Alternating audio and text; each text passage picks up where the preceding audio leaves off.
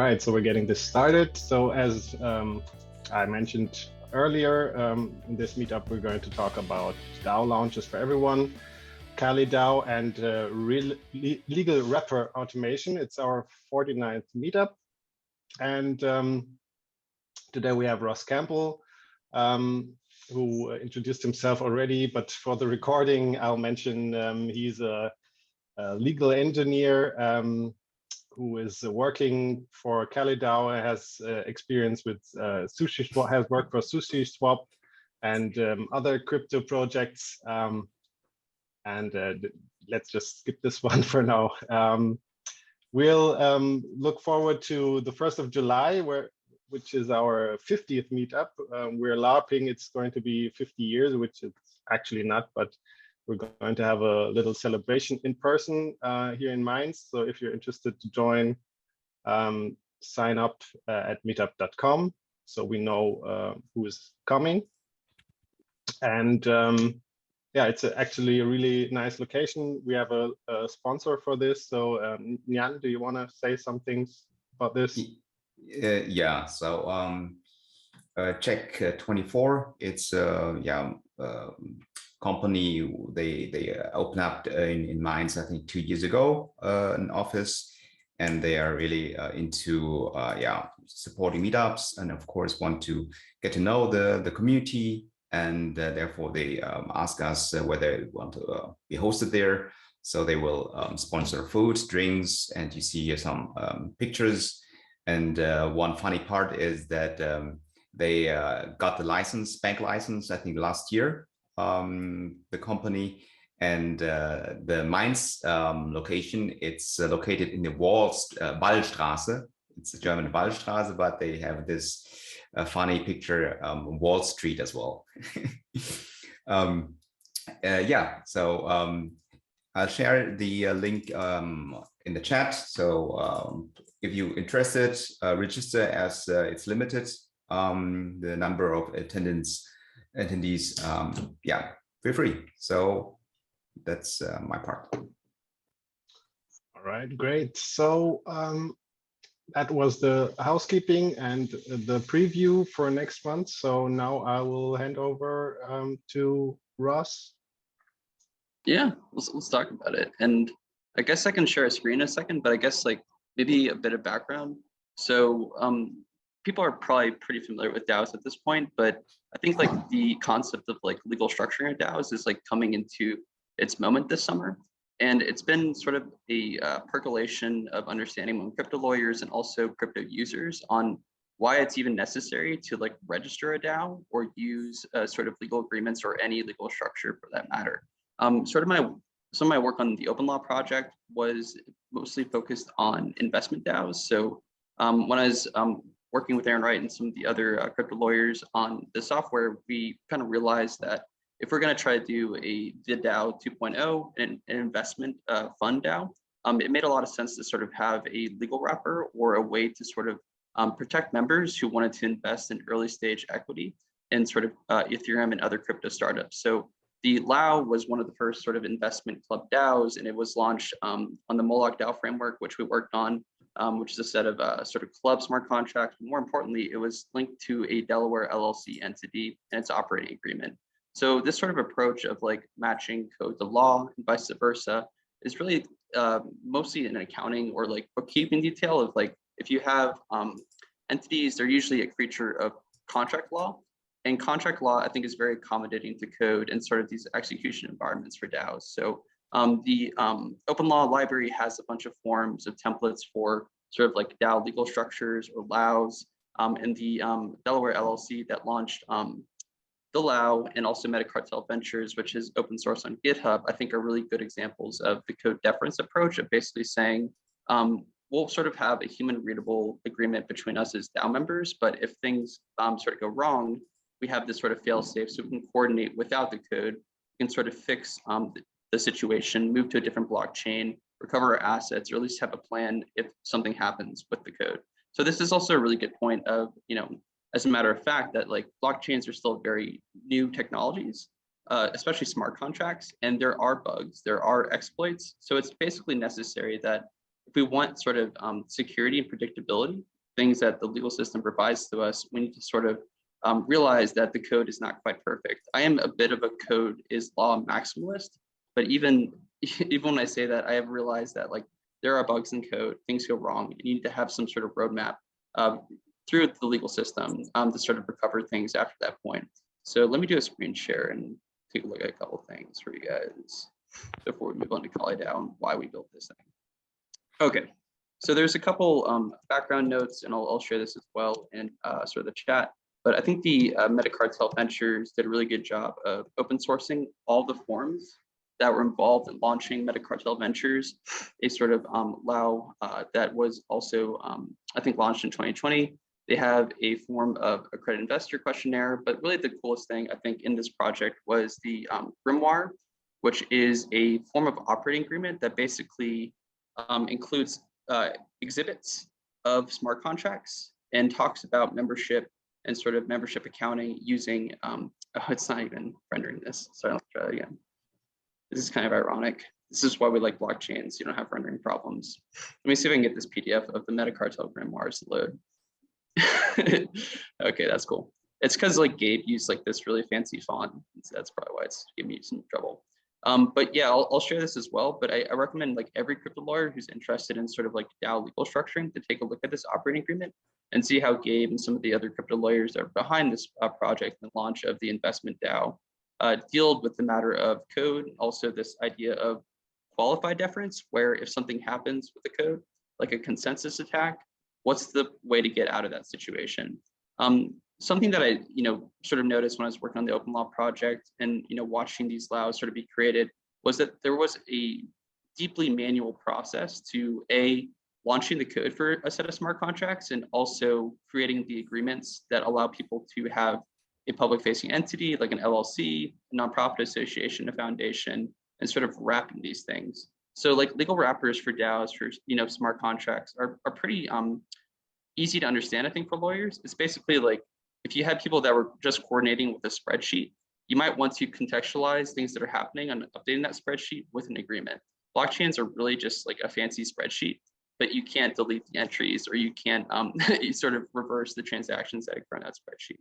So it's like a very powerful tool, I think, for sort of organizations because they can be quite certain that if a deal is entered with that organization, that things will run exactly as programmed. And there'll be no sort of way to reverse those transactions. So it's allowed sort of an economy to be built without legal enforcement, merely because we have these guarantees of security for the transactions and immutability, all those things that we all talk about. But like I said, it was very inefficient to sort of get the benefits of the legal system, of legal agreements and legal structures, and also deploy these sort of structures. So KaliDAO sort of came out of the LexDAO club, which is a community like this one that is focused on sort of this intersection of law and blockchain. What can law provide to blockchain users? What can blockchain provide to legal users? And we, at the time, we were doing a hackathon, and we were studying the unincorporated nonprofit association setup for DAOs. Sort of my fixation, and I think kind of the focus of the KaliDAO project is what are the easiest ways to create a legal structure with a blockchain signature or a smart contract deployment that doesn't require a filing with the state. So there are certain types of limited liability entities that don't require a registration and don't require you to sort of dox or reveal the identity of your members, but still to have sort of the legal predictability of saying if there's a lawsuit or some sort of issue when we're trying to do deals as a DAO, our personal members or our personal assets won't be involved in that transaction. So it seems like pretty obvious that if you're in an investment club or you're in a DAO that does services like developer services like Raid Guild, that you'd probably want a legal entity set up to sort of handle those things on paper. So the KaliDAO project, like I said, sort of merges these ideas of crypto is very useful to sort of accelerate business transactions, but crypto doesn't necessarily protect you from legal actions. That is a state benefit. How do we get the DAOs to sort of tap into these benefits and do it in a very easy way?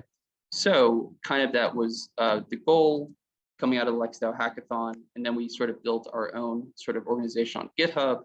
We invited some cool lawyers in the crypto law community to contribute legal forms and get a markdown so we could sort of version track and come to consensus on what's market. And we sort of did, which is kind of cool. It's nice when things work out and people work together.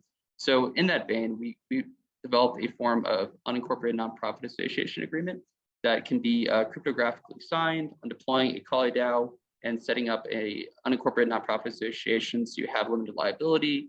We also have forms of LLC formation agreements for metacartel venture style clubs. We actually forked their form and put it into GitHub Markdown. People should check that out. And if you have any comments, of course, make a PR. And then we also have some pretty standard operating agreements for an LLC in Delaware, as well as a Wyoming LLC. And this is more tailored towards service developer companies. So that was kind of the starting point of like, first, like, let's reach consensus as crypto lawyers on like, what are the market terms to do legal structuring for DAOs? Let's put this into an open source repository on GitHub and allow people to sort of contribute and like add their ideas as we're sort of building this thing out in the open. As you can see, we still have some other docs that we're sort of incorporating into the app. And we're putting these into JavaScript so then they can actually be deployed with a DAO. Pulling back the curtain on that, let's take a look at some smart contracts because that's always fun, right? Our smart contracts are in the Solidity language. Solidity is kind of the dominant smart contract language, and it's used on so-called Ethereum chains or EVM. The vast majority of value that's being settled on smart contracts is in this language. So it made sense to sort of build from that point. A couple things that here that I think will be interesting to people is we sort of accommodated more of a legal use case with our smart contract. So a couple things. We allow people to store a docs reference. So if you have an IPFS link or some sort of encrypted link to your operating agreements, we can store that in the smart contract itself. These can be understood by other smart contracts. And it is a better proof in my mind that if somebody joins your DAO, they provide their MetaMask signature, they're effectively signing on chain sort of the doc string that you have in your DAO contract. These are kind of nerdy concepts, but I think lawyers can appreciate that having as much of a record of signatures is very important to sort of prove consent. We also, unlike other DAO frameworks, are very specific about different proposal types. And also we allow people to, per proposal type, set a sort of voting rule and threshold. So if you want to add people to your DAO, you can say that that's only a simple majority matter. So you only need 51% of people to agree. If you want to kick somebody out of your DAO, we can say that needs to be simple majority, but you also have a quorum. So then if you're trying to burn somebody out of your DAO, maybe you need at least 30% of people to show up, and you need at least 51% of those people to agree. We also have the concepts of supermajority and supermajority with quorum, which I think are unique in terms of smart contracts out in the market. So those are a couple of things that I think are important and also maybe more interesting to lawyers. Otherwise, we followed very contemporary patterns. And in my experience working for Sushi, we also use a compound governance style token. A compound governance style token, for people that aren't super nerdy and into the space, just basically means a token that can record balances at different checkpoints or block heights. So then you can more effectively track who has voting weight at what time. And you also do cool things like delegating. So as I've seen in sort of the DAO economy, delegation is a very important concept. One of the biggest pain point with DAOs and joining these organizations is the need to pay for gas or to pay to sort of vote. And if you have a delegate, you're effectively able to give them your voting power that you can retrieve at any time, and they can sort of work on your behalf to help manage DAO.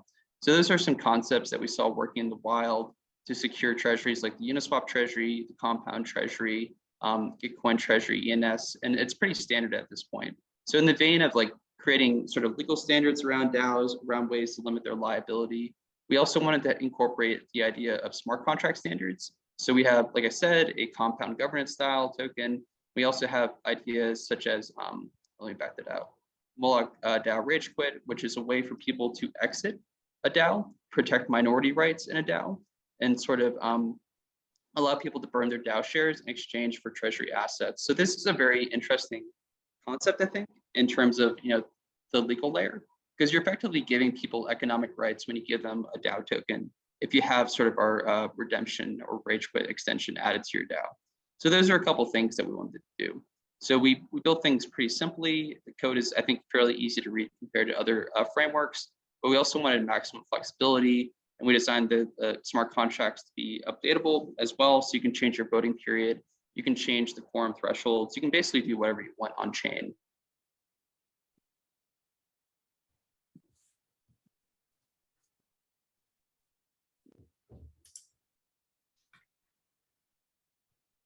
Looks like he's stuck, or am I? I think Ross is stuck.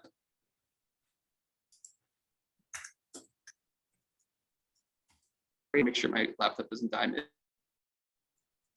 that presentation. So give me 1 second.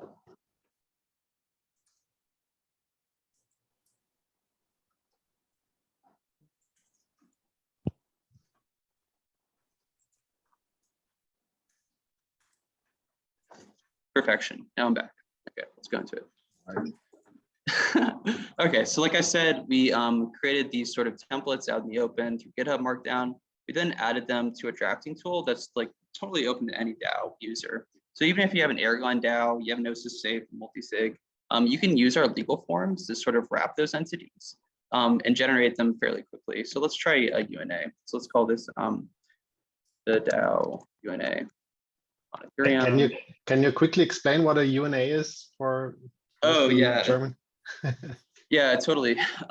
So there was this sort of push, I think maybe 30 years ago or so, to sort of create a way for unincorporated associations that have a charitable purpose to have their own sort of legal name and protections. So yeah, it's sort of like an upgrade to the general partnership concept to allow charitable use cases and allow people to sort of like have a entity based entirely on their sort of internal agreements. So that wasn't a very good explanation, sorry.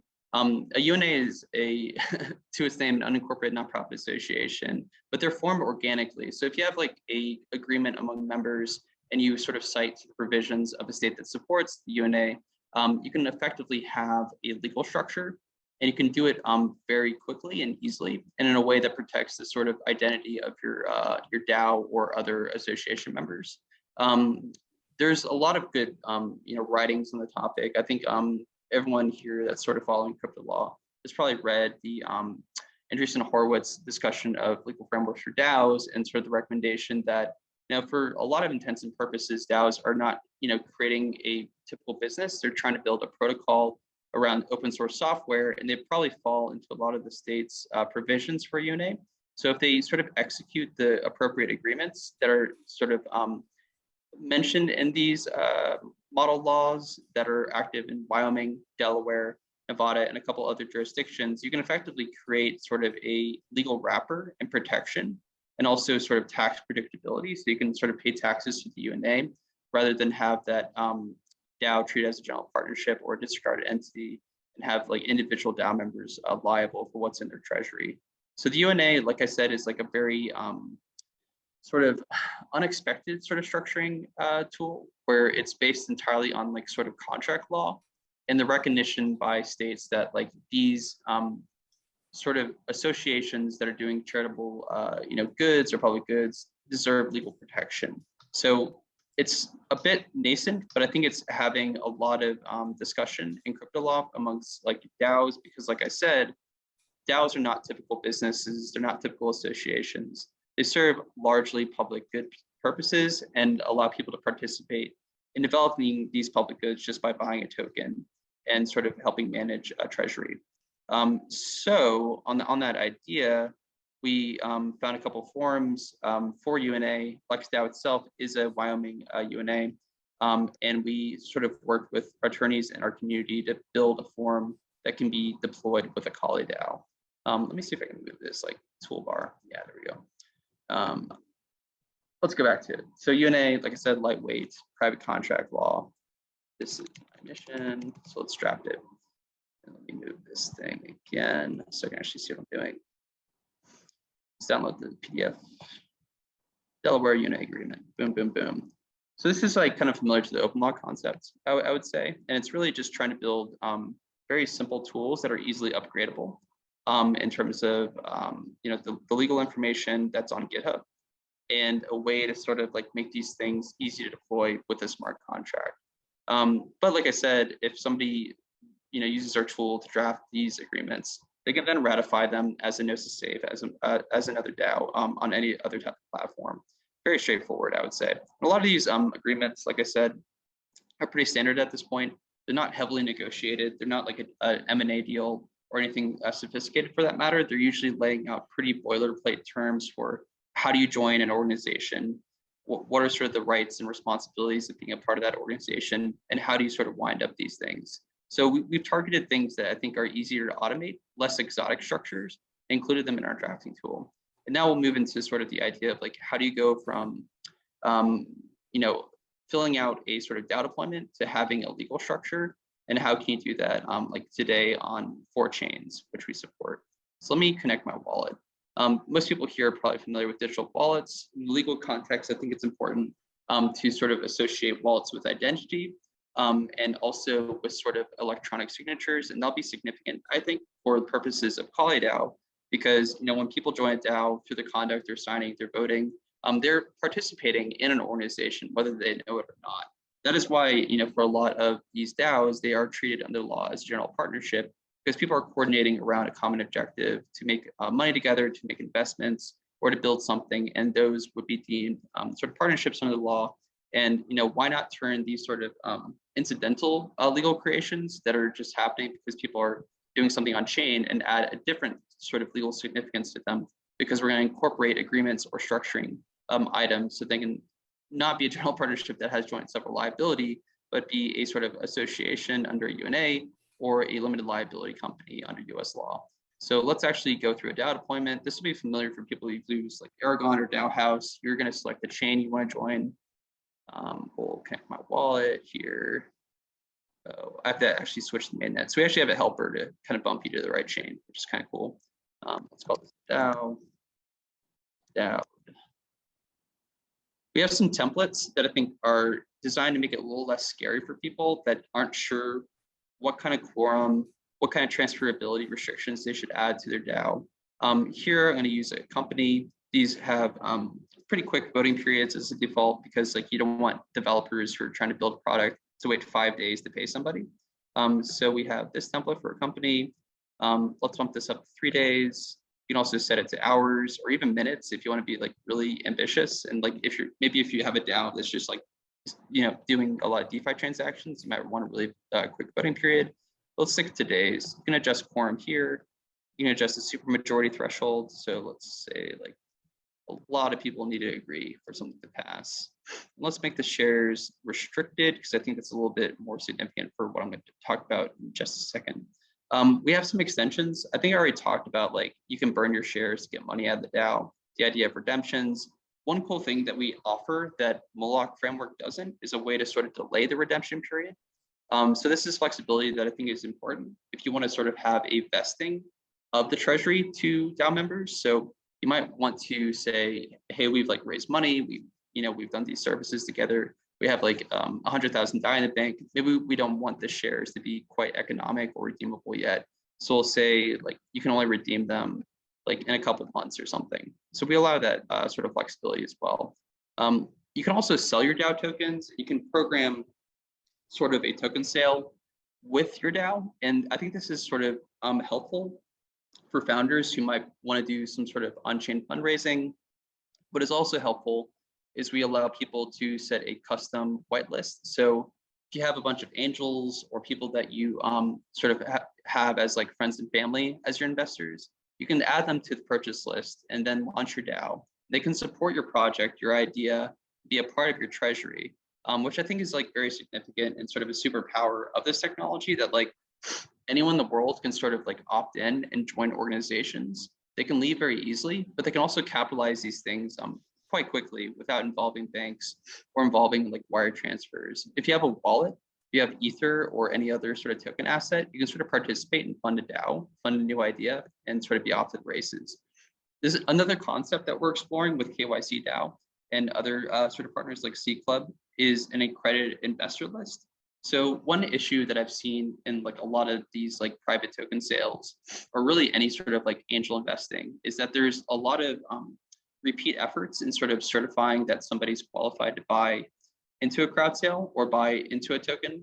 And basically this is like giving a lot of money to lawyers and also to services that do accreditation.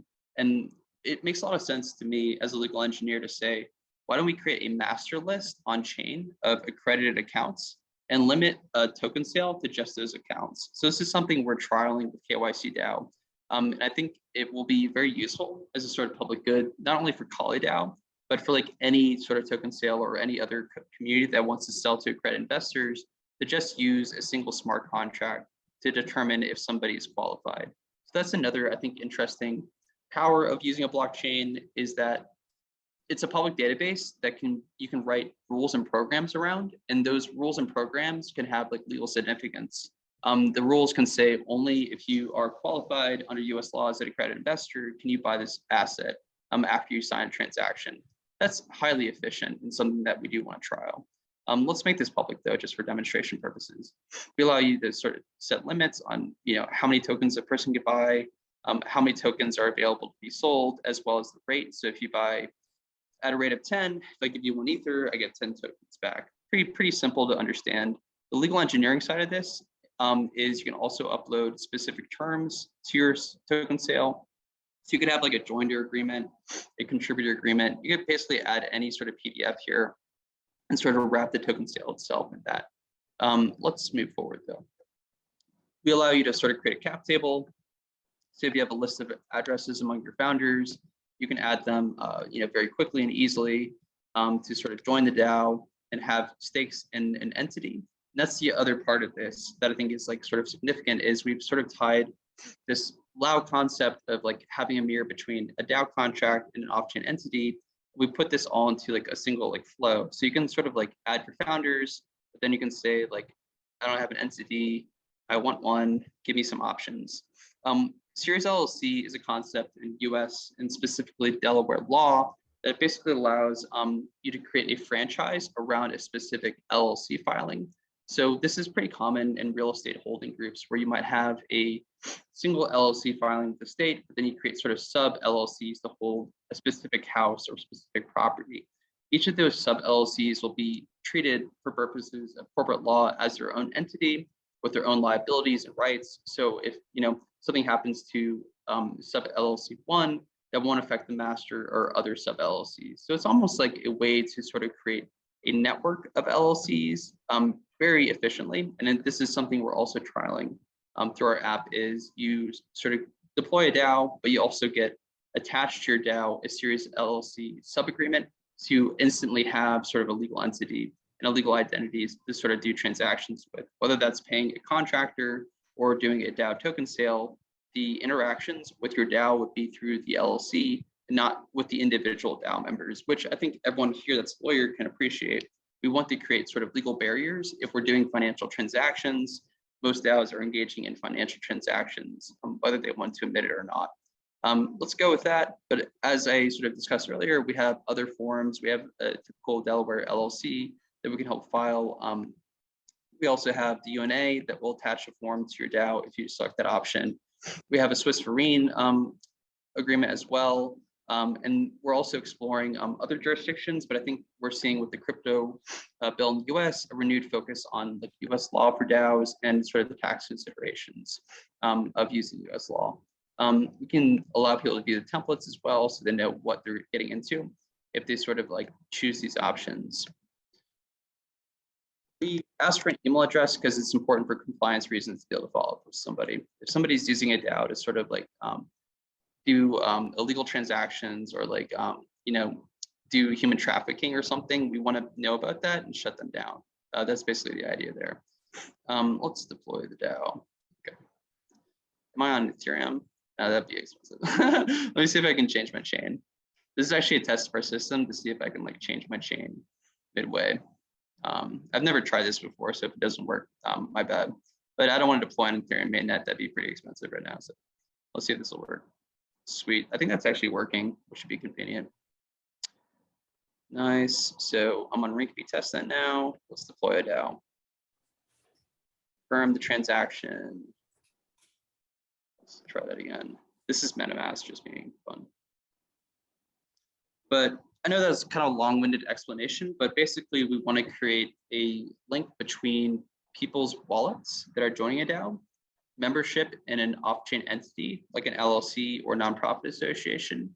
But we also want to add kind of wrappers to transactions that DAO or that LLC might do. Those transactions will be funding transactions. You're raising from angels through our whitelist to buy into the LLC, to buy LLC units. Those transactions can also be, funding grants for developers to do cool things with your DAO, or just pay people a salary. It makes a lot of sense for liability and housekeeping purposes to have an entity related to the smart contract treasury that's doing all these interesting financial transactions that are controlled by members signing with their wallets. So cool, we have a link on IPFS to our agreement on the DAO dashboard. That's always pretty fun to look at when it loads. We'll let that cook for a second. This should all match, I think, with what I just went through. And yep, we have sort of the glimpse there. And then basically anyone that's used a DAO understands that there are types of proposals you can suggest to the DAO. Oh, loaded here. I don't know why they rebooted there. Let me go back. Let me go back to my KaliDAO. I was talking about proposals. Come back, connect. This is why it's fun to do things live. Let me see this loaded though. IPFS is being slow. Maybe I can like awkwardly clear my throat too while this is loading. So the thing that's loading there is the agreement regarding the LLC? Yeah, exactly. I think some nodes are helping. Yeah. Oh, there it is. Exactly. Yeah. So that's the smart contract address that mints the NFTs. So I think that's another detail that I think is probably interesting to people on this call, especially the gentleman who is doing NFT work. It was very obvious to us that like an NFT token is a very good way to memoize an agreement, because like the agreement as an attachment almost like is attached to your wallet as well. So when we deploy a Ricardian LLC, the NFT shows up in your DAO account and it's visible on OpenSea, on other sort of platforms. And it's a token contract. People who mint through it are effectively signing our operating agreement as a sub LLC, and then the DAO members through their conduct are basically agreeing to be in that sort of network of LLCs that we sort of have set up through Delaware. So you can view it all on chain. We provide a link. We have this operating agreement, which I think I discussed before, but we have like sort of tailored terms and definitions to what's happening on the KaliDAO platform. And some of this was adapted from definitions from other crypto lawyers like Gabe Shapiro in his co-deference forums. But yeah, we basically identify each sub LLC as an ID in our NFT token contract.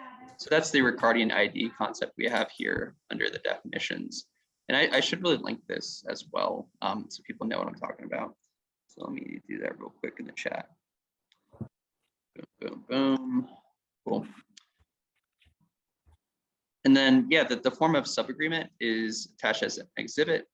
It can be amended through the NFT smart contract if users really want to do something a bit more custom.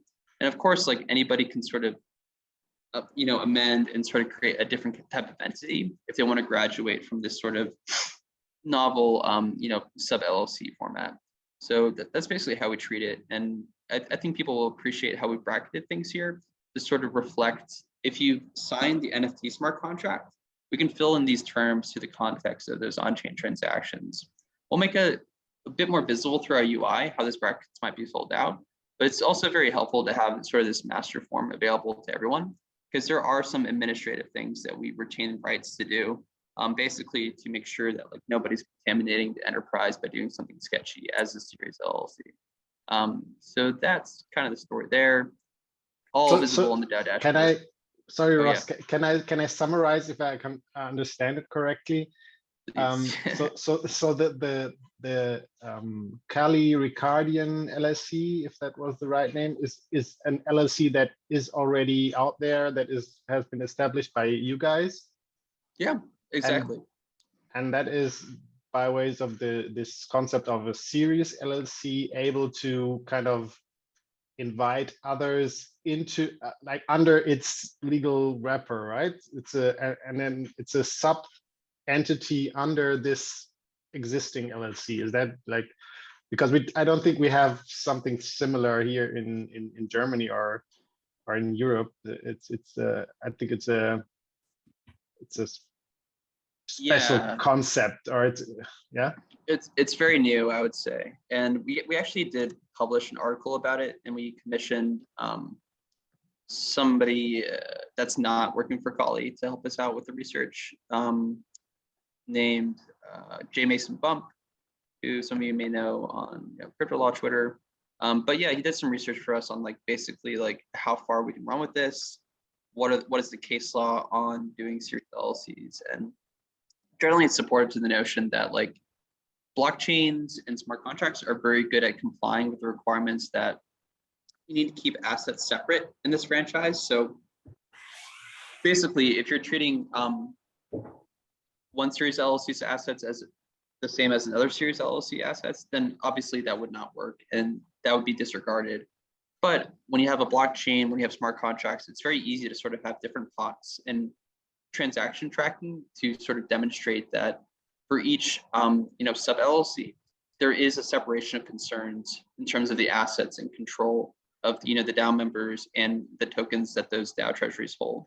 So it's a kind of an interesting, I wouldn't say loophole, but an extension of Delaware law, where using a blockchain and smart contracts, and specifically an NFT minter, we can sort of like create these different items, these different token IDs that reference our master operating agreement, and then allow people to sort of proceed as a sub LLC using that DAO smart contract that's identified in that manner. So I definitely hope people can read this article, give us some feedback. And if there's like other formats in other jurisdictions, I think, Swiss Marine seems interesting to us. I don't think it's quite as useful for our use cases as a series LLC, but yeah, if there's another creature in, a foreign jurisdiction that sort of fits this bill, we would be very interested in seeing if we can implement it in a similar way. So that's sort of the concept with the series LLC. I think it makes a lot of sense for people that are doing sort of temporary DAO, or like housing sort of assets in a DAO for like an event, a hackathon, something that's not going to be a entity that you're necessarily going to file with a bank or try to do a fundraising with. I think a series LLC is just a very good sanity check measure of saying what we're going to do with this DAO treasury, to fund a hackathon event off-chain will be through an LLC. We'll have some protection for the custodians that are signing transactions to that DAO. So I think it's probably the intuition of a lot of people on this call that having some entity, even if it's sort of this new thing with series LLC concept, is better than having nothing. If you're trying to do transactions or trying to do something with other people. So that's sort of the concept here. And I think it's very helpful that this is very heavily automated for the users. And it's also, I think, fairly well documented and findable for them, in the sense that like their DAO has an NFT attached to it. They can go to this NFT contract on chain. They can, look at other NFT holders as well. You can inspect sort of the terms that are attached to the smart contract through the read functions. We have the URI, we have a link to the master operating agreement here, and these all match up with what they'll see on their DAO dashboard as well. So that's sort of the concept there. We have our cap table here of, I guess I was the sole founder in this case. So this is a single member LLC, which should be a disregarded entity for tax purposes. So that's kind of nice. So I would just file my personal tax return, any profits I got through my DAO, if people are paying my DAO to do something for them. Let's see the extensions. Extensions are basically, I think I explained before, we were looking at the smart contract, just like different types of deals or packaged transactions you can do as your LLC DAO. You can redeem, burn your shares to get out of the DAO, get some assets. Tribute is a concept that we borrowed from the Moloch DAO framework. And basically you can make a proposal and say like, give this account, in this case, my account, some 5 DAO tokens, and I will select some sort of tribute. And it's very interesting from a legal engineering perspective, actually, because you're effectively making an offer that can be accepted and involve the consideration of your tribute. And you're effectively, doing an on-chain agreement at that point. So I can say like, in exchange for some ETH, give me some DAO tokens ETH. And then you can actually upload some terms if you wanted to, or like maybe an invoice that says, I did some extra work, some sweat for this DAO, so like give me a discount. And then you submit that proposal, and you're basically making an offer that can be cryptographically executed and accepted by the DAO members. And I think that's a pretty cool concept that you can only really do with a blockchain and a smart contract. Making a trustless escrow. If the DAO says, no, we don't want your ETH, we don't want you to join, I get my money back. If they accept it, the DAO gets the money, I get the DAO shares, and we're kind of good to go. And yeah, we have a proposal live now to sort of give me some DAO shares. So that's always cool. I think it should allow me to vote in like 10 seconds. We have sort of a pause here in case there's like some issues on chain. But yeah, let me see if the voting works okay. Let me do a vote. And yeah, that's basically a deal to accept somebody through almost like a form of joinder into a DAO to get minted LLC membership units, which is kind of cool. So you're doing a capitalization transaction and also doing sort of this agreement, which is nice. You can do payments pretty easily as well. You can add like a bunch of people if you want to like do a batch payment. This is something that you also might notice on This Is Safe is like this concept of like, if we're going to bother the DAO to vote on something, we should allow them to do as much as possible as they can, because it is still annoying to do on-chain transactions. So we can allow people to like pay 10 contractors in like one DAO transaction, which is pretty useful, and also something that you can't really do in like traditional finance. You can't pay people easily in different kinds of currencies immediately. So like that's still something that I think banks would struggle with.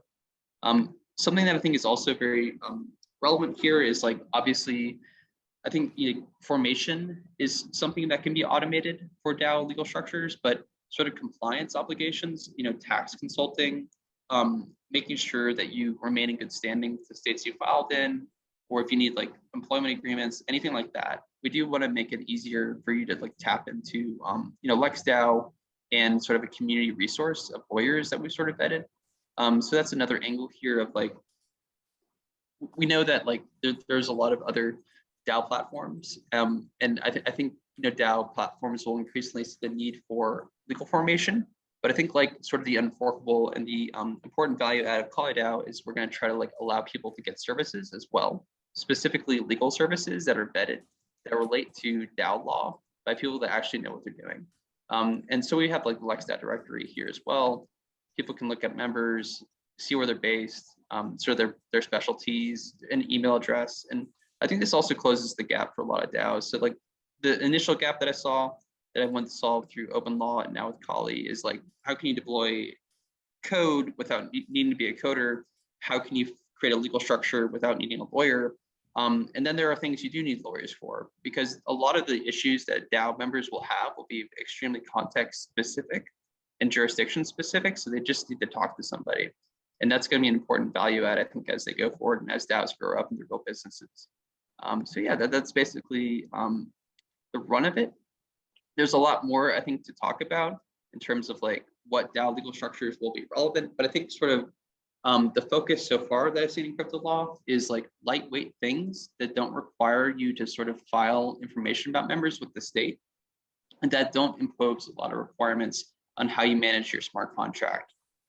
So some of the criticisms of the Wyoming DAO law or the provisions related to like sort of DAO LLCs is that if you sort of have an ordinary LLC, you don't need to like sort of enter your DAO address into the state's ledger. That there's other provisions in the Wyoming DAO bill that would dissolve your DAO if it didn't have activity for over a year. So ordinary LLC is actually still very useful. And I'm still a little bit bearish on DAO legislation that tends to impose additional requirements above and beyond other corporate structures. What I am bullish on though are like things like the Koala model legal or Koala model DAO law, where it says basically similar to the UNA structure, if you deploy a DAO and it meets certain requirements in terms of like the transferability shares and whatnot, then it'll be automatically understood as a legal entity. And it can be a for-profit entity. So I think those are like cooler concepts to me, is like, how can we sort of make it so that structures that people are using using smart contracts automatically recognized by the state as having limited liability, not just say just because you're using a DAO, each member's going to be liable unless you do this complicated filing off chain. So trying to like merge more like the internet life and DAOs with law, I think is a bigger project. And trying to eliminate the need to sort of like interface with like talking to people or doing these filings with like really, really old databases that can be hacked, I think is very important. So like the DAO structures we see here cannot be adapted by anybody. They can't be hacked. They can't be sort of corrupted. So they're very, very good files for doing business with, but I think they're also going to be very significant, for doing sort of these on-chain agreements, for doing a lot more of what we expect corporations to do for people, which is to grow an enterprise, to grow value, to allow people to coordinate. So I think we're kind of almost there. And really what KaliDAO I think does is like offer, almost like, this best-in-class DAO user experience, allows flexibility to do whatever DAOs do, but then allows people to have like a touch point to the legal system. So that's sort of my shill, that's sort of my presentation, but definitely happy to answer questions or talk more about sort of the agreements and kind of like what we're looking at in the next couple of months. We have a couple other sort of contract projects that we're putting together. We're developing something that I call Club SIG or Club, Kali Club, which is a form of multi-sig that has sort of Moloch DAO inspired tools, such as like a rage quitable token and membership that's, referenced as NFTs. Like there's some cool stuff that's happening and sort of smart contract development that I definitely want to bring into KaliDAO app as well. But yeah, that's basically it for me.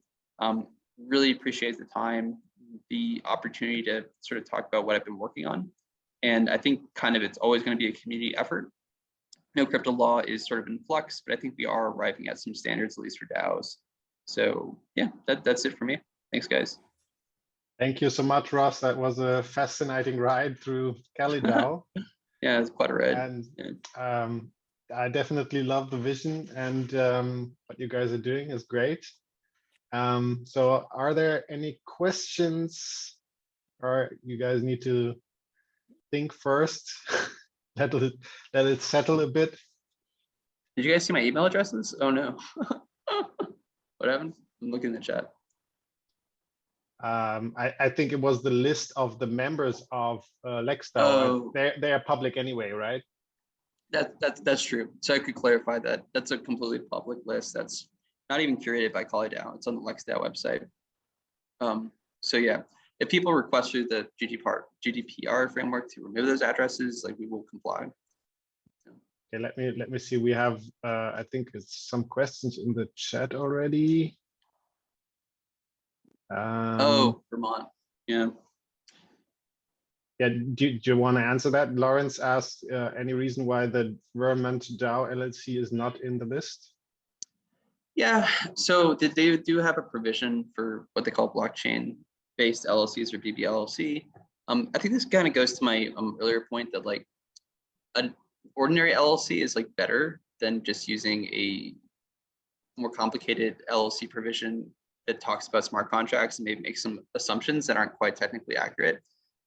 So like Vermont, I think is like not a very popular jurisdiction to like register a business or do business from.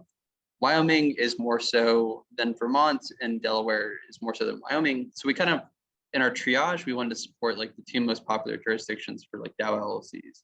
This is no shade to Vermont, but what we do with Wyoming is actually we recommend just using an ordinary LLC as well. And the Wyoming DAO bill is going to go through amendments, and I am more optimistic on it being a bit more technically accurate and better. But the blockchain-based LLC in Vermont, I don't think there's been much discussion or usage of it. So we've kind of deprioritized that. But the vision is to allow people to also bring their own agreements. So you can add a custom document, you can add a custom operating agreement. That could be the BBLC form that like DORG and others have open sourced. So definitely possible using our app to do that. But in terms of like what we are automating and making it easy to do for users, we wanted to like just stick with like the greatest hits of crypto law to start with. Then we can sort of like venture out into different jurisdictions. Tennessee also has like a DAO specific legislation. Marshall Islands is doing some interesting things as well. But we're proceeding conservatively because I think like still the concept of like DAO legal structuring is like new and still kind of intimidating to people. and saying like use Vermont law, I think is like very unfamiliar to people. Yeah. All right. That's a good question. Yeah. Then Stefan Adolf had a comment about the, I think it was about my comment. So I commented in the chat that the UNA would be similar to the German Gesellschaft bürgerlichen Rechts, which is like the partnership. But Stefan points out that it should be a non-profit. The UNA is a non-profit. Is that correct? That's correct. So if you pursue for-profit activities, you'll lose your legal wrapper, and it'll be treated as a partnership. Yeah. Got it. Yeah. Any other comments, questions, ideas, problems?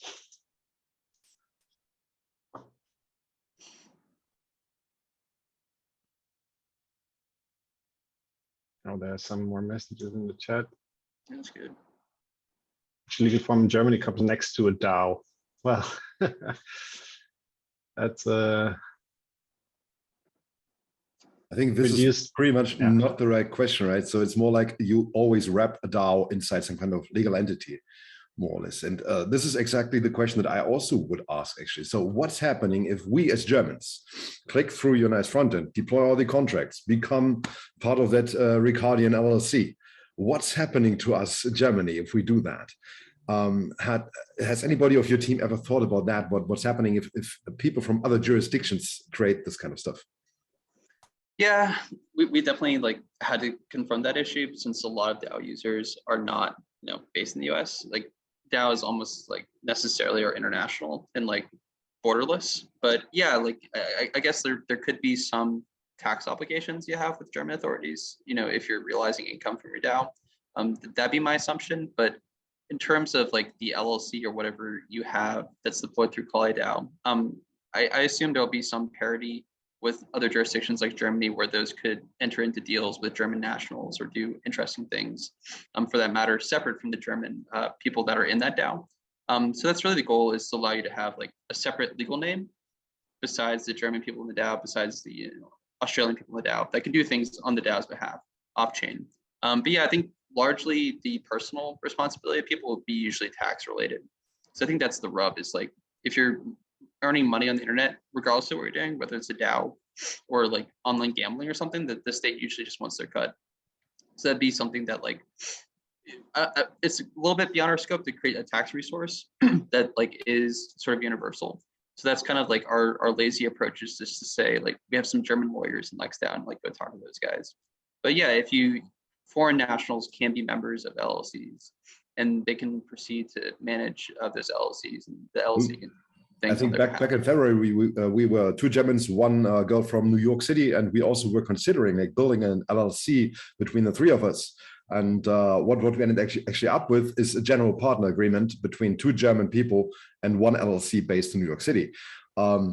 And it's this is not really satisfying from my point of view. Actually, I don't think so. Yeah, exactly. But the main problem is what we could have done as Germans. Actually, we could have just founded an LLC in America, maybe in Delaware, with our third partner. Right? We could have done that. But if you read the German legislation and all the notices on tax payings, it usually says if there are Germans founding a United States company, the tax offices will definitely go after you and look what you are doing there, because this is rather unusual. At least this was a note that I was been reading. Oh, that's helpful. Yeah, and that just goes to the insecurity of governments, that they don't want like money going to other countries or something. But yeah, like the point is that like Delaware, I think most of the LLCs that are minted through Delaware are from foreign nationals, so it's not US citizens. So it's like a very convenient, internationally recognized like way to do business as an entity. But yeah, like you said, like if you're getting money out of that LLC for whatever reason, you'll have to square with your local authorities. They'll get their dues for, you're using their roads and stuff, right? So yeah, they want their money.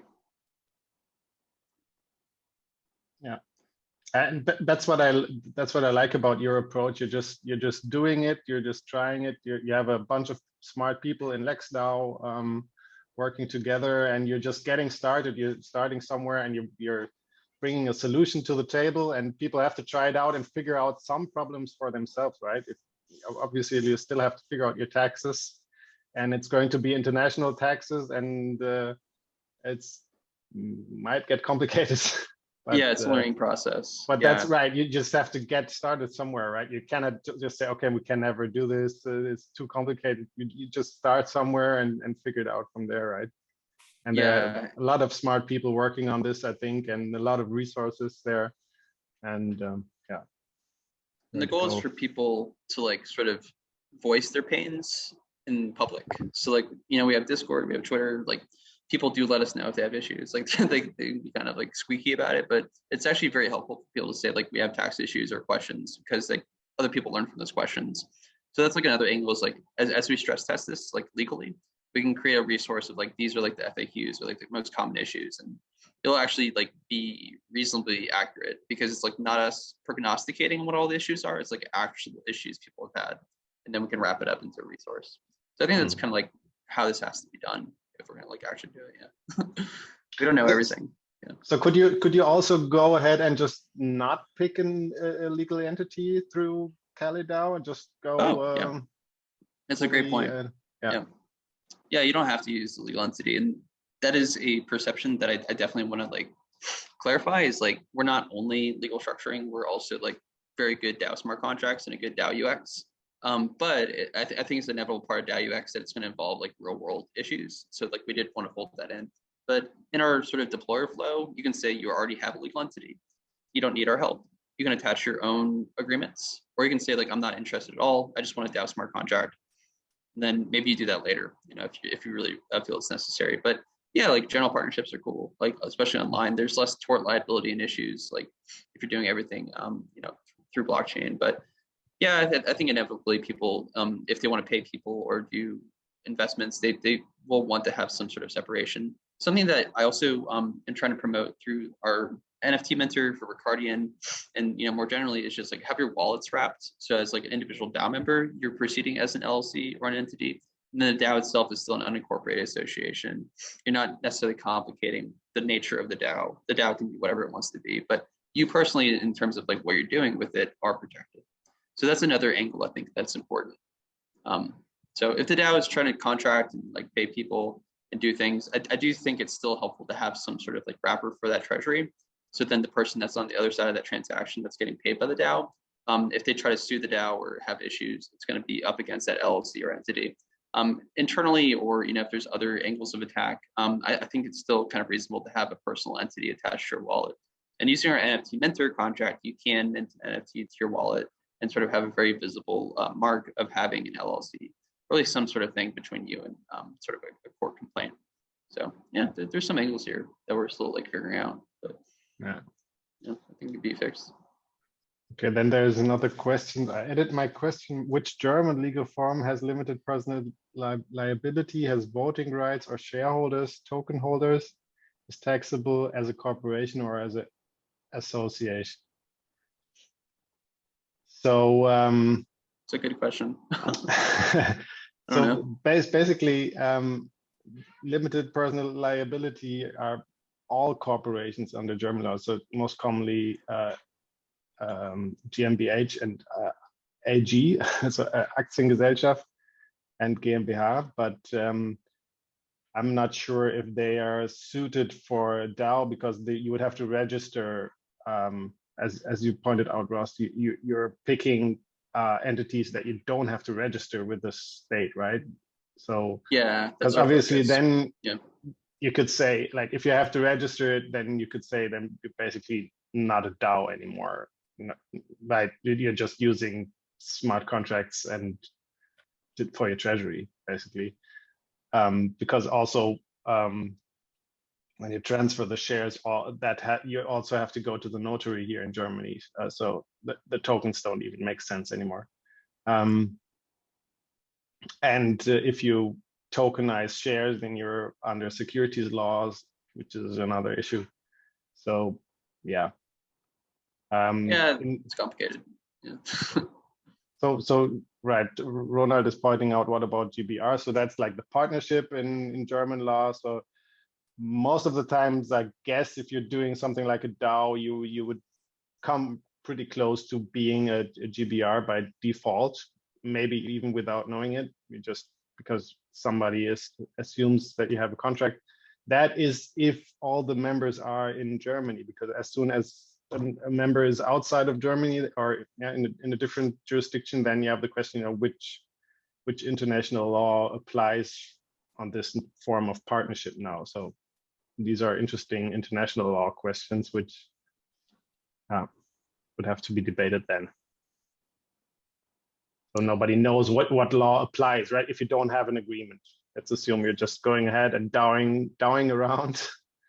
The main problem with that one is actually that in the GBR case, everybody is more or less liable for everything, which means if you find some German who is in there, we will just sue him because we know how to do that, because he's liable for everything, basically, right?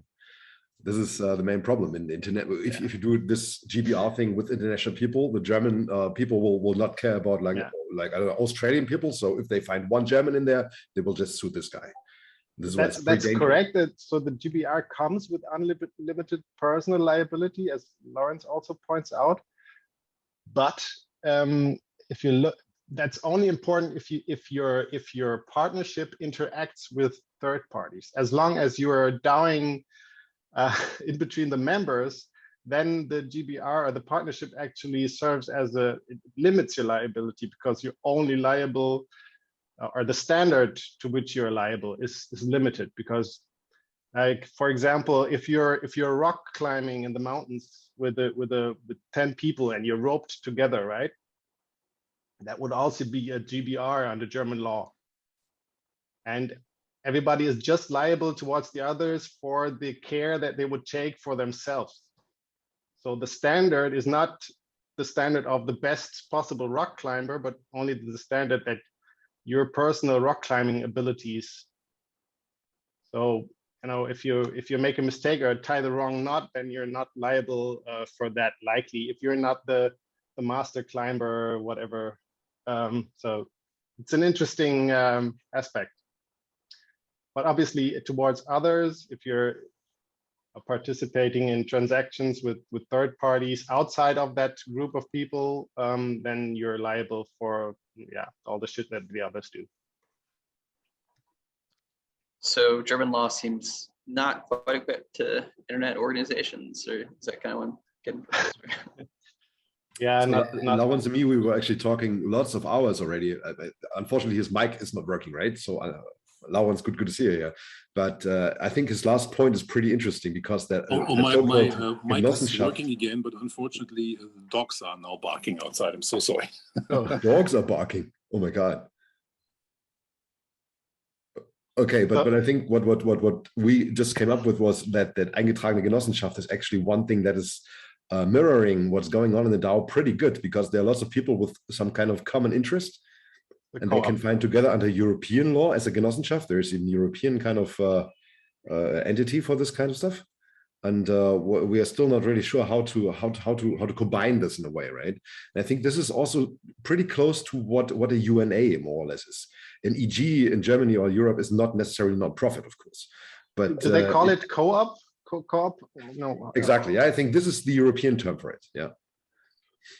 Do you have something like this in the US, Ross? A co-op? Sorry, I was in the chat. A corporation of people who are following the same interest in some way, but they're not necessarily want to make money out of it, right? So they're just controlling the assets and take care of them. Yeah, we have cooperative structures here in the US. Cooperative, right. Yeah. Mm-hmm. Yeah, there's some pretty large groups. I think like Ray, which is like a sort of like hiking and like mountain wear company, is organized as a co-op, and it's like has millions and millions of dollars under its management. So it's definitely something that is real here. And I think a lot of DAO people like cooperatives because it like speaks to like the flat nature of like these internet organizations. Like a lot of people that join DAOs are like trying to reject traditional hierarchies, right? Everyone should have a voice or something. So like I think like the legal structure of a cooperative, and some crypto lawyers, I think Jason Weiner is a law firm in Colorado that is well known for creating limited cooperative associations. So it's kind of interesting for a DAO because basically the voting shares, one-to-one membership, but then you have a second share class of investors who are passive. They can capitalize that cooperative And they can expect profits off of the cooperative efforts of those one-on-one members. So there are some interesting applications for DAOs and cooperatives. But yeah, I think, you've also used an LLC and effectively be a cooperative with one-to-one membership. So yeah. I think in Germany, the cooperative has the problem that you need an auditor. I think even for establishing it. So yeah, it's very complicated to get it going, like get it off the ground. But then it might be suitable for a DAO or the whole smart contracts administration stuff. Yeah. And shared an article that can hopefully elucidate some of this. We are going to add an LCA to KaliDAO as well.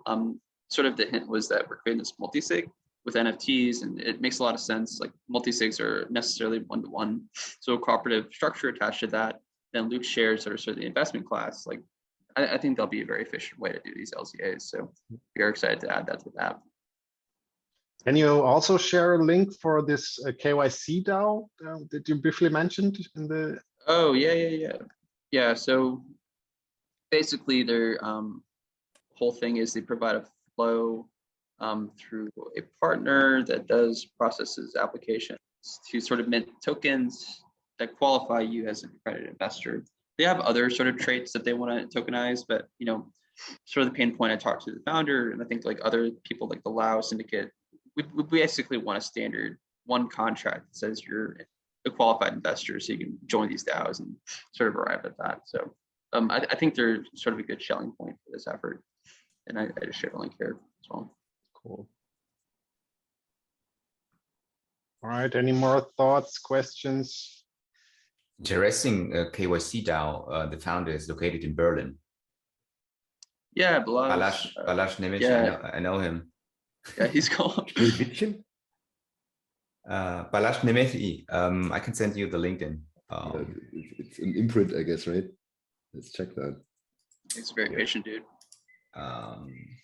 Because he started with the SI project, and now he's he founded because last week he went on my LinkedIn activities, and let me share it here, the name and the link. So here.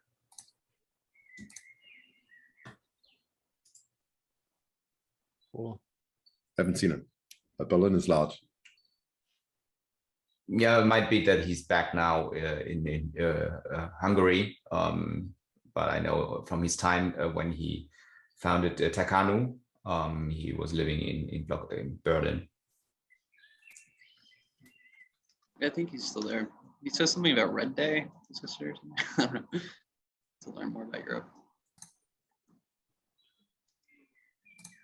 All right, cool. So I'll also share KaliDAO if that hasn't happened before, and maybe also LexDAO.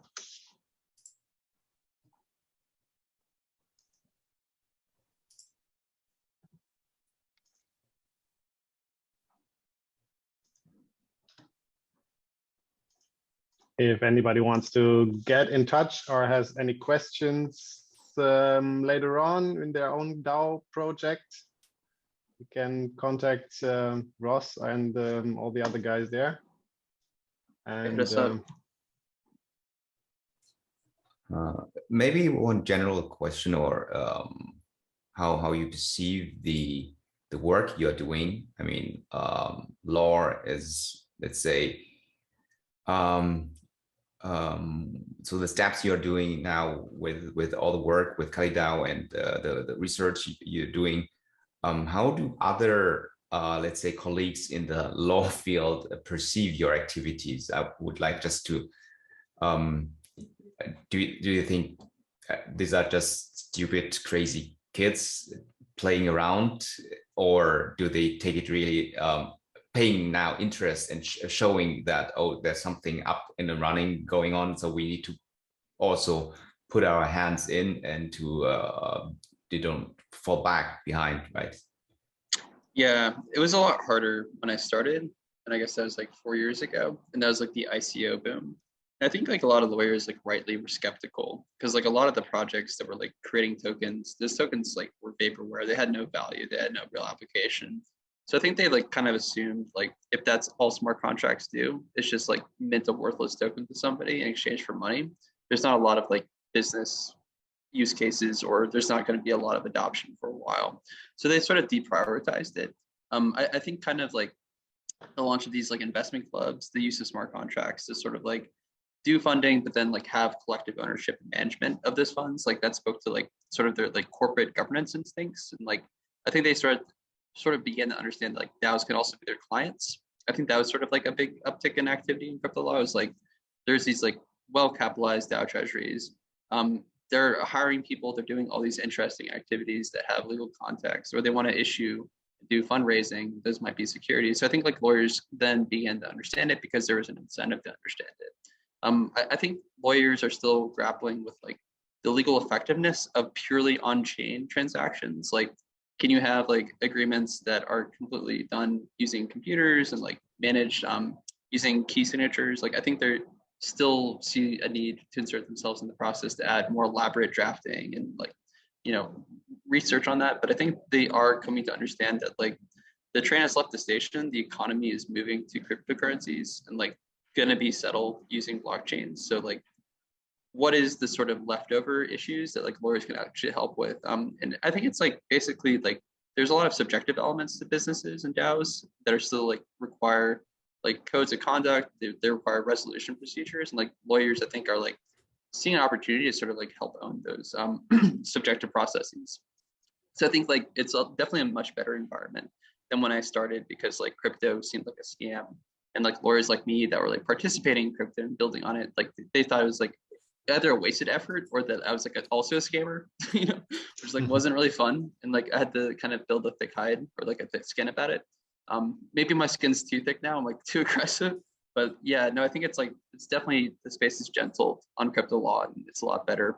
But I think, yeah, people are still skeptical of like this idea of like blockchains being their own jurisdiction, their own sort of like legal system that's enforced by like nodes and like, you know, validators and miners. Like, I think that's still sort of an alien concept, or they see it as like fundamentally radical. They don't like really like radical things because like a lot of the power is granted to them by states, by nations, and it sort of changes the power dynamic in a very interesting way, where like smart contract programmers, developers are doing things that are maybe more powerful than what lawyers can do by leveraging the judicial system. So yeah, I think there is a bit of a power struggle that I can see shaping up. And that's why I kind of like the idea of doing both, because you can kind of have the best of both worlds. You can like leverage power wherever it really is.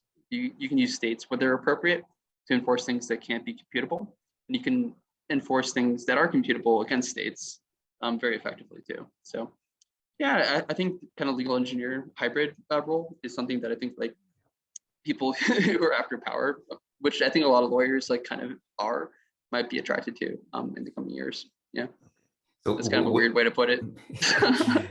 So actually, for the bill, this the U.S. senator just announced, let's say 100% of LexDAO members should be the advisor of the SEC, right? I mean, I think it'd be helpful. Yeah. Yeah. I think the definitions would be better if like LexDAO was involved. You know, because there's just like a lot of vagueness that like things don't need to be vague when you're talking about smart contracts, right? So I don't know. So my question is, do they actually approach you? So crypto engineers or law engineers who understand the tech, who write smart contract, do they actually consult you? Do you know any activity there? No, so I think they probably see us as radicals. We do have law professors in our ranks, and they approach the law professors, but not people like me. Yeah, I'm like too crazy for them, I think. Yeah, but we have sort of like a, you know, front of office part of LexDAO. You know, people that are more academic and can sort of translate the work we're doing in their language. You know, so. But it'd be cool to have a bit more touch points with the legacy system, because like we'll just like make it more efficient. We'll make it easier to get taxes using smart contracts. Like it doesn't have to be a bad thing for them, you know. So I think there's a win-win if they can sort of like come to the table with us. And the biggest thing that I think we need is just the SEC to play ball, because like the SEC is like looming very large, it's starting a lot of jurisdiction over basically like every token. And it'd be nice if they could like talk to people like LexDAO and come to some sort of like safe harbor over like DAO tokens. If you have like programmatic management or like redemption rights, all these cool things that DAO tokens allow, maybe we don't need to like consider them securities, or maybe they can be a bit more gently regulated. I think the Limis bill does have some provisions where basically you don't have to register securities or DAO tokens. You can just do some reporting, and that's basically all they require. And it's more lightweight compliance requirements. And I think those are reasonable steps forward too. But it would be great, you know, if the regulators could talk to us a bit more. I'm sure they're abundantly aware of us, you know, so like the existential threat is like lawyers joining the coders, you know. There's a lot of the legislators and the people running the shop are lawyers. Cool, thanks. Yeah. All right, any more questions? Otherwise, I think we'll wrap it up here. Thank you so much, Ross. This was fascinating. That was awesome. And thank you guys. I think very inspiring for a lot of us. And we'll get in touch when we need the DAO. All right, sweet. All right, cool. Bye, Ross. Thanks. All right, bye everyone. Cheers. Thank you very much. Thanks, everyone. Goodbye. Hi, das war unser 49. Meetup mit Ross Campbell. Mein Name ist Nien Wu und ich möchte euch ganz kurz noch was in eigener Sache vorstellen. Und zwar, es geht um ein Projekt, das wir seit einiger Zeit jetzt schon entwickelt haben. Es geht um das Thema Steuern. In den letzten 4,5 Jahren haben wir immer wieder die Fragen bekommen von unseren Krypto-Community-Mitgliedern. Hey Nien, weißt du, wie ich Krypto versteuere? Und mit dieser Frage wurden wir relativ oft konfrontiert und haben uns dann eben auf die Suche gemacht, ob wir kompetente Steuerberater finden. Ich selbst habe auch mit meinem Steuerberater gesprochen, der übrigens mein bester Freund ist aus Kindheitszeiten. Grüße Marco. Und leider waren wir nicht fündig gewesen. Es gibt vielleicht eine Handvoll im Internet, die wir recherchiert haben, die Krypto auf ihre Kompetenzliste haben, jedoch ist es zu wenig. Aus diesem Grund haben wir einen Kurs entwickelt, einen Kryptokurs für Steuerberater. Und zwar haben wir uns in die Lage versetzt von Mandanten, wirklich wie ihr, die Crypto-Natives sind, die Krypto-Assets besitzen und Inhalte entwickelt zu Themen Stablecoins, NFTs, DeFi-Produkte, sei es Lending, Staking, Airdrops, damit diesen Begriffen die Komplexität rausziehen, Steuerberater erklären, was es bedeutet, damit sie mit ihrem Fachwissen es steuerlich bewerten können. Wir haben auch schon die ersten Kurse gegeben. Hier seht ihr 2 Steuerberater aus der Region, Mainz und Rhein-Main natürlich, weil wir hier verwurzelt sind und entsprechend die Kontakte haben und hoffen, dass ihr genau das gleiche Problem habt wie wir. Wir brauchen mehr professionelle Steuerberater. Wir wollen nicht unsere Steuerberater beraten, sondern sie sollen uns steuerrechtlich beraten, dass wir weniger Kopfschmerzen und mit weniger rechtlichen Themen uns schlagen müssen, weil wir sind keine Steuerberater. Ja, und aus diesem Grund würde ich mich freuen, nicht nur ich, sondern auch Jakob und Christian, wenn ihr euer Steuerberater weiterempfehlen könntet und ihr denkt, es soll auch mehr Steuerberater geben, die Krypto fit werden und sind. Schickt uns einfach eine E-Mail an hallo@chainist.de, wenn ihr eine Steuerberaterin oder einen Steuerberater oder Fachangestellte habt. Gerne auch mit der Anfrage für einen Gutscheincode, dass diese vergünstigt unsere Kurse besuchen können. In diesem Sinne freue ich mich. Bis auf den 1. Juli, wie angekündigt, haben wir unser 50. Jubiläum. Gesponsert von Check24 werden wir uns vor Ort endlich mal wieder persönlich treffen, bei einem kleinen Umtrunk essen und ein paar Themen werden wir natürlich auch vorstellen. In diesem Sinne freue ich mich. Bis bald.